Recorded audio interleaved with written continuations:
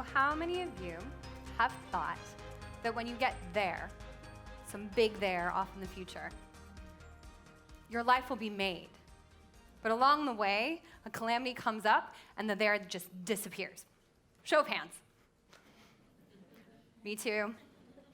And you'll hear, it's hard in those moments that we feel we've been robbed of our momentum and also our agency. We feel helpless. But we shouldn't feel hopeless.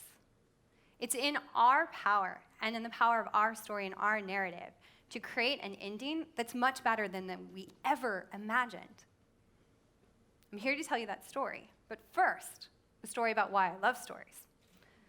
So then, my father was a magician, and he had a single trick, a disappearing act. No, it was not a sleight of hand or misdirection. Instead, he had a significant illness that caused him to disappear beyond the walls of a hospital every 3 to 5 years of my life. I learned that the invisible world had the power to take my father away from me, and whatever lurked beyond those doors had the power to bring him back. As a defense against the invisible, I evolved an imagination, which allowed me to safely explore what I didn't know.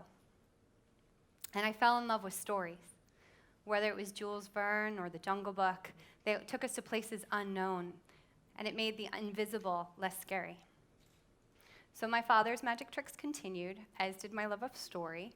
Nerd alert, I read 1,300 books at a 6th grade level in the 1st grade to win a statewide reading contest. And it continued from there.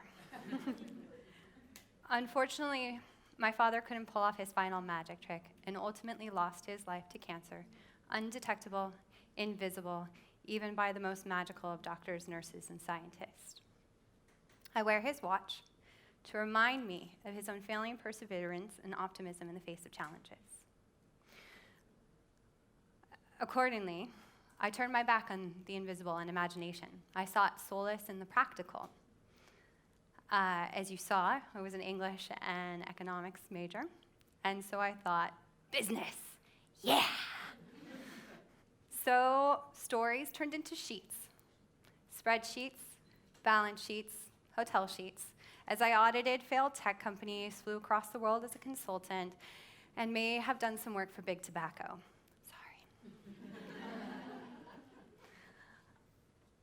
Along the way, about a decade later, the call of the invisible got me once again, and I left to start my own consulting firm, helping startups tell stories. They were growing into new, invisible, challenging worlds, and I wanted to help them get there. So about a year in, I was doing pretty well, had some small successes. When remember that calamity I mentioned earlier? That happened. I was snowboarding with friends, had a severe fall, and the next thing I remember is coming to with a little kid standing over me and asking, "Are you okay?" No. I had what's called a traumatic brain injury, or a TBI. It's an upgraded concussion, and the type of upgrade you never want to get. I swear I was a frequent flyer. So for those who aren't familiar with a TBI, it has the following symptoms. You are incredibly sleepy. I slept for 18 hours a day. You suffer from severe migraines, nausea, and vertigo, meaning the ground beneath your feet appears to move at all moments. You are extremely sensitive to light and noise, so I couldn't imagine standing here today. And you also have to just think about thinking. Your cognitive faculties are significantly diminished. So what was I to do? I had a business based on my ability to reason and to tell stories. And while I may have cried a little, ultimately, I stared at this watch and I thought, there must be some way to go on. I was determined that I would get back to the person I was, even if I couldn't articulate who she was anymore. So words came back, and then sentences, and then paragraphs. And I found I was writing my own story where I could be a hero.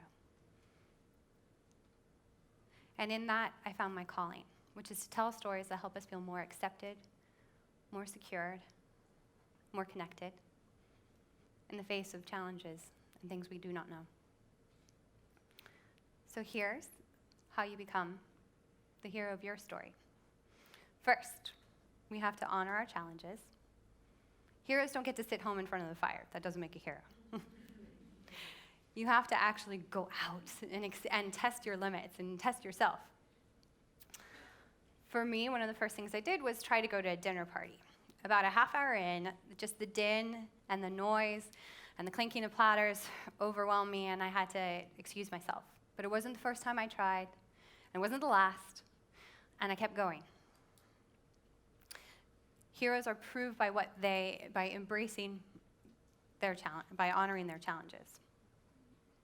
I skipped a slide. You are going to lose things along the way. All heroes do. I lost my mind. But hey, Luke Skywalker loses his hand, and he's still a pretty good Jedi. Because when you lose something, you get more in return. So Luke got a bionic hand. I wish I had a bionic brain. Instead, I found greater empathy with others who were going through their same struggles. I found that I had more patience since it took me 10 times as long to do anything I had before. And I found greater intuition because I could no longer rely on my reason. It's made me a better leader, a better collaborator, and a much better friend. Which brings me to my second point. You have to be a good friend if you're going to find your allies. Heroes need allies.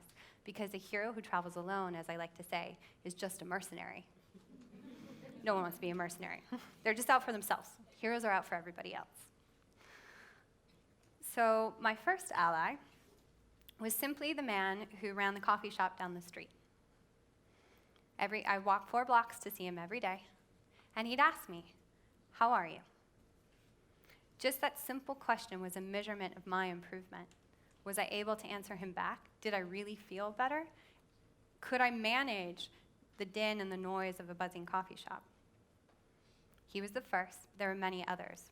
Friends who would call to check in on me once a week.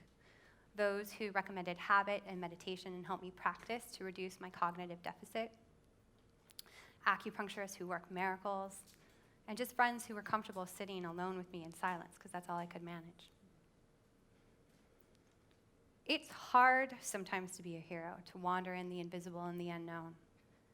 And finally, we need talismans, things which have meaning, which we can touch and hold when we're on our way to things we don't know. The watch became my talisman. Yes, it's a sign of my father's perseverance. But more than that, it stopped telling time when I got into an accident. It still doesn't work. I probably won't ever fix it. I lost 2 years of my professional career. But what I gained in return, greater meaning, deeper friendships, and an overall purpose to share my story and others, more than makes up for it. As I learned in the books I read in my youth, heroes are made, they're not born. I learned that the hard way. We all have the bravery, the grit, and the smarts to get through even the most difficult of times. And I know we all have invisible challenges. But you've got to honor those challenges. Welcome your allies and find your talisman, because it's time to be the hero of your own story. Thank you.